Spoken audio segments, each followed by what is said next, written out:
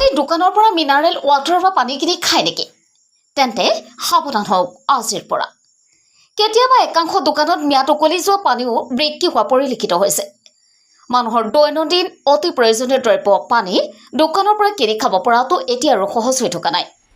আজি জৰিয়াৰ উত্তৰ কলাডবা switch gate এমৰাজুলৰ পাণ দোকানত পোৱা গৈছে ম্যাদ উকলি যোৱা পানী। যি পানী পান কৰাটো স্বাস্থ্যৰ পক্ষে অতি ক্ষতিকাৰক।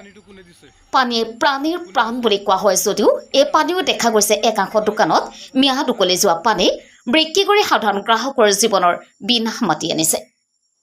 News x report UNP news. আপুনি দোকানৰ পৰা মিনাৰেল ৱাটাৰ বা পানী কিনি খায় নেকি?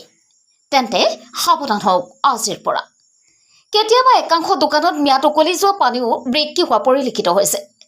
মানুহৰ দৈনন্দিন অতি প্ৰয়োজনীয় দ্ৰব্য পানী দোকানৰ পৰা কিনি খাব পৰাটো এতিয়া আৰু সহজ হৈ থকা নাই। আজি জৰিয়াৰ উত্তৰ কলাডবা চুইচ গেট এমৰাজুলৰ পাণ দোকানত পোৱা গৈছে ম্যাদ উকলি যোৱা পানী। যি পানী পান কৰাটো স্বাস্থ্যৰ পক্ষে অতি ক্ষতিকাৰক।